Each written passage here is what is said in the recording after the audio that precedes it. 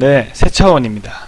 네, 지난 시간에 이제 기본적인 코틀린의 기본적인 부분들까지는 끝냈는데 이제 이번 시간에는 코틀린의 클래스랑 상속에 대해서 한번 알아보겠습니다. 코틀린에서 클래스는 자바 클래스랑 많이 달랐습니다. 그리고 상속 같은 부분도 조금 더 지원하는 부분들이 있어서 그런 부분들을 알아봐야 될 것 같습니다. 일단 클래스에서 좀 다른 부분이 있고 상속에서 또 다르다. 결국은 코틀린에서 클래스와 상속은 좀 공부를 해야 된다. 이렇게 보시면 되겠습니다. 먼저 클래스인데 이 부분은 좀 비슷합니다. 이제 클래스라는 키워드로 먼저 선언을 하고 여기 클래스라는 키워드로 선언을 하고 그 다음에 이름이 나옵니다. 그 다음 이름이 나오고 이름 뒤에 부분이 이제 헤더인데 헤더에는 매개 변수랑 기본 생성자 등이 들어갈 수 있습니다. 그리고 뭐 기본 생성자에 대한 어노테이션이나 기본 생성자의 접근 지정자 같은 것들이 들어갈 수 있습니다. 그래서 이 부분이 헤더인데 약간 옵션을 달면 좀 더 길어질 수 있고 이제 그 뒷부분이 바디입니다. 이 중괄로 시작해서부터 끝까지가 바디인데 바디의 내용이 지금 같은 경우에는 없어서 바디의 내용이 없으면은 이 컬리 브레이스 이 중괄로 부분을 없앨 수가 있습니다. 생략해도 되고 그리고 헤더도 지금 뭐 파라미터가 있는 경우도 있겠지만 파라미터가 없고 뭐 특별히 옵션을 지정할 필요가 없는 경우에는 헤더와 바디를 생략할 수 있습니다. 그래서 클래스 이름, 클래스 키워드 이 두 개만 있으면 이렇게 클래스 키워드, 클래스 이름만 있으면 완전한 하나의 클래스를 선언할 수가 있습니다. 기본 생성자인데 이 생성자 부분이 좀 자바랑 다릅니다. 자바 같은 경우에는 생성자의 기본 생성자, 보조 생성자의 구분이 없는데 코틀린에서는 기본 생성자와 보조 생성자가 분리가 되면서 이것도 좀 케이스가 좀 많아지는 것 같습니다. 이 부분은 좀 보셔야 됩니다. 그래서 먼저 기본 생성자랑 보조 생성자가 있습니다. 기본 생성자 영어로 하면 프라이머리 컨스트럭터인데 먼저 이 기본 생성자라는 게 클래스별로 하나만 가질 수 있습니다. 없어도 되고 하나만 가질 수 있는데 클래스 헤더의 일부로 남아있는 겁니다. 아까 그 클래스 키워드랑 클래스 이름 뒤쪽이 헤더라고 했는데 이 헤더 부분에 컨스트럭터라고 해서 써주시고 이 파라미터를 써주시면 됩니다. 그래서 클래스 이름 뒤에 작성하면 되고 어노테이션이나 접근 지정자가 없을 때는 뭐 여기 보면 지금 컨스트럭처에 대한 뭐 어노테이션이나 접근 지정자 그런 게 없는데 없을 때는 이 컨스트럭처라는 키워드를 생략할 수가 있습니다. 그래서 기본 생성자의 컨스트럭처 키워드를 생략 가능하다. 그래서 일반적인 기본 생성자가 있는 클래스들은 대충 이렇게 생겼습니다. 특별히 뭐 접근 지정자를 바꾼다든지 뭐 어노테이션을 추가한다든지 하는 경우가 아닌 경우에는 이렇게 클래스 키워드 뒤에 클래스 이름 뒤에 클래스 뒤에 이제 기본 생성자의 매개 변수가 있는 형태로 이렇게 지금 이 클래스 person 클래스는 이제 기본 생성자가 갖춰진 클래스입니다. 그래서 기본 생성자에서 이제 초기화하는 부분인데 기본 생성자에서 이제 값이 이 커스터머 클래스 같은 경우에 기본 생성자가 여기 있는데 name이라는 스트링 타입이 이렇게 들어오게 되는데 그럼 이걸 어디서 쓸 거냐? 그럼 초기화 블럭이라는 게 있습니다. 기본적으로 기본 생성자는 코드를 가질 수가 없습니다. 왜냐하면 클래스의 바디가 기본 생성자의 바디이기 때문에 클래스의 바디에는 함수나 뭐 이너 클래스나 뭐 그런 것들이 추가될 수 있고 이 기본 생성자의 코드가 들어갈 곳은 없는 겁니다.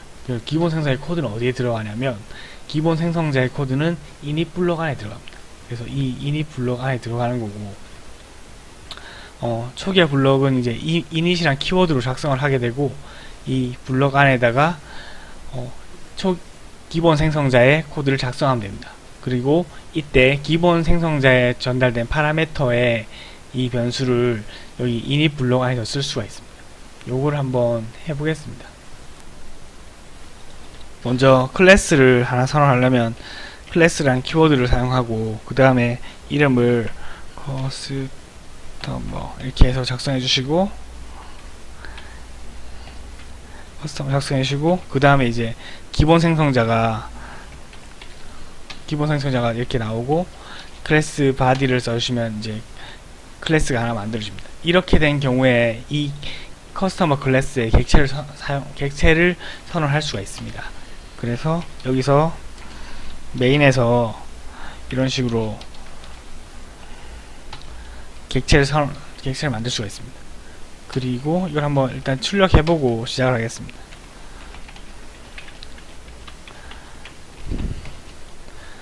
이걸 출력해보면 이 커스터머 클래스의 객체가 생성돼서 뭐 객체 이름이나 주소가 찍히는 걸 볼 수가 있습니다. 그리고 이제 기본 생성자 같은 경우에 네임이 하나 받게 돼 있었는데, 아까 예제에서 스트링 타입으로 네임을 하나 받았었는데 이렇게 받는 거고, 지금 같은 경우에는 뭐 특별히 뭐 이게 기본 생성자의 뭐 어노테이션이나 뭐 접근 지정자 같이 이런 거 프라이빗 이렇게 써주시는 그런 게 없기 때문에 이 부분을 생략할 수가 있습니다. 생략을 하면 더 간결하기 때문에 지금은 생략하겠습니다. 그리고 여기 이제 파라미터가 여기에 커스터머의 기본 생성자의 네임이라는 파라미터가 추가됐기 때문에 여기도 커스터머의 기본 생성자를 이제 네임을 넘겨줘야 됩니다. 그래서 네임은 코틀린으로 하겠습니다. 코틀린이라는 값을 하나 넘겨주고, 그럼 이걸 이제 이 생성자에서 네임을 코틀린이라는 값이 넘어올 텐데 이걸 어떻게 사용하느냐? 그럼 뭐 여기에다 한번 뭐 안 되겠지만 한번 해보겠습니다.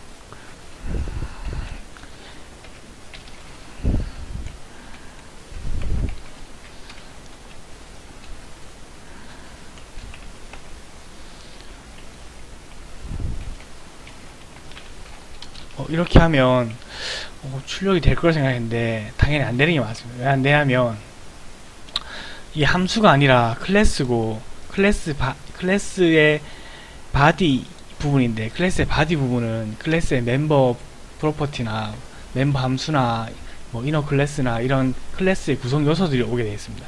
나중에 그 구성 요소들이 어떤 게 올 수 있는지 배울 건데, 그러면 이렇게 안 되면 뭐 함수로 한번 해봐야겠다 이런 사람들도 있을 텐데, 함수는 올 수 있는 거지 않습니까? 이렇게 할 수 있는데 여전히 여기서도 사용할 수 없습니다. 기본 생성자의 파라미터는 아까 PPT에서 보신 것처럼 기본 생성자는 코드를 갈 수 없고, 기본 생성자의 파라미터는 init 블록 안에서 사용 가능한 겁니다. 그래서 init 블록 안에서 사용해 주셔야 됩니다. 그러면 이거를 좀 바꿔서 init 블록을 바꾸겠습니다. 이 init이고, init이란 키워드로 시작하라고 init 블록으로 만들었습니다. 그러면 이제 이걸 만들 수 있고, 요거는 뭐 특별히 메서드나 그런 거 호출 없이 객체를 생성하는 시점에 이 기본 생성자가 호출되기 때문에 바로 이걸 출력하는 걸 볼 수 있을 겁니다. 그래서 이제 이름 코틀린 이렇게 나왔습니다. 이 커스터머라는 객체가 생성되면서 기본 생성자가 호출되고, 기본 생성자의 네임 파라미터로 이 코틀린이 전달되고, init 블록 안에서 이것을 사용하고 있습니다. 그래서 나중에 여기는 뭐 프로퍼티에다가 뭐 초기화하는 그런 것들이, 구문들이 문장들이 들어가게 될 겁니다. 뭐 이런 프로퍼티에다가 이런 식으로 네임을 넣는다든지 뭐 이런 것들을 할 건데, 그런 게 있다. 그래서 여기 초기화는 여기서 한다. 그래서 뭐 처음에 진짜 정말 어처구니없이 이런 식으로 작성하게 되는 경우도 있는데, 이런 부분 주의해 주시고, 기본 생성자의 경우 init 블록에서 초기화 코드를 추가해서 사용하시면 된다, 이렇게 알고 있으면 되겠습니다. 이 부분은 이제 프로퍼티 관련된 부분인데, 클래스랑 이너리턴스 다음 장에 프로퍼티에 대해서 상세하게 배울 겁니다. 그 전에 이제 이 부분을 좀 이해하려면 기본적인 프로퍼티에 대해서 알아야 되는데, 먼저 프로퍼티에서 간단하게 한번 보겠습니다. 프로퍼티는 뭐 하나의 이름을 통해서 어떤 게터랑 세터랑 이런 것들이 호출되고, 그 게터랑 세터 뒤에 실제 숨겨진 이제 백킹 필드 이런 것들이 있는 그런 메커니즘인데, 먼저 프로퍼티를 하나 만들려면 클래스의 멤버에 멤버 변수 만들듯이, 멤버 필드를 만들듯이 이렇게 하시고, VAL이나 VAR을 사용할 수 있습니다. 그 다음에 이렇게 프로퍼티 네임을 써주고, 타입을 써줍니다. 이까지 보면 그냥 변수랑 똑같습니다. 그냥 한 변수 만드는 거랑 똑같고, 초기화를 해주셔야 됩니다. 초기화를 해주면 이렇게 되고, 지금 커스터머라는 객체를 생성했는데 여기에다가 풀네임이라고 써주면 이렇게 뭔가 값을 할당할 수가 있습니다. 갑자기 뭔가 퍼블릭 필드인 것처럼 동작을 하는데 실제로는 다릅니다. 다르다는 게 뭔지 한번 또 알려드리겠습니다. 어떤 것이냐면 이렇게 일단은 이렇게 한번 출력을 해보면 프로퍼티라는 게 어떤 세터도 있고 게터도 있어서 값을 설정하거나 값을 가져올 수 있다, 이렇게 알고 계시면 되죠. 그래서 실제 문법은 get 프로퍼티가 이렇게 get터랑 setter가 이렇게 있는 겁니다. 이렇게 있고,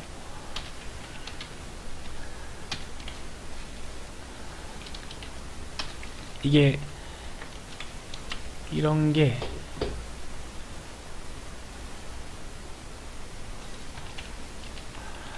이렇게 생긴 get터랑 setter를 가진 이름으로 이제 사용할 수 있게 해주는 게 프로퍼티라고 알고 계시면 되겠습니다. 다음 장에 자세하게 정리를 해서 제가 알려드리겠습니다.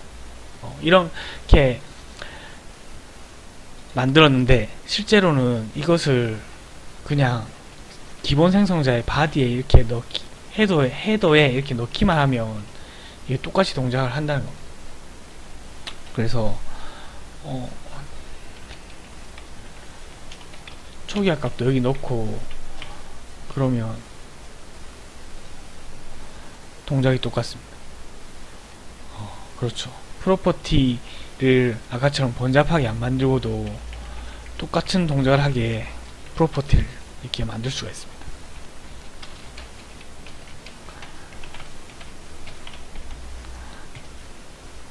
그래서 다음 시간에 프로퍼티를 제대로 알아볼 것이고, 테스트라는 값을 세팅을 하고 그리고 get을 해서 출력을 하고 하는 것까지 성공하는 거 볼 수 있습니다. 그래서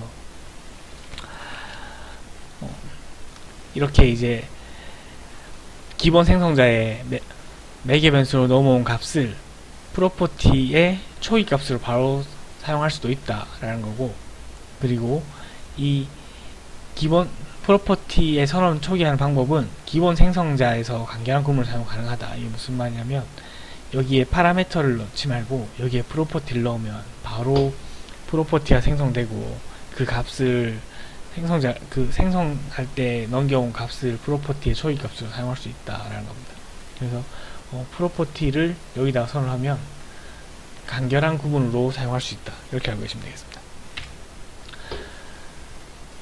그리고 이제 아까도 설명했듯이 기본 생성자에 이런 디펜던시 인젝션 같은 거 쓸 때 이런 어노테이션 같은 게 있을 거고, 혹은 퍼블릭인지 뭐 프로텍티인지 프라이빗인지 이런 것들에 대한 접근 지정자가 있을 때는 기본 생성자에 컨스트럭처 키워드를 반드시 작성하고 그 앞에 이런 어노테이션과 접근 지정자들을 사용해 주시면 되겠습니다.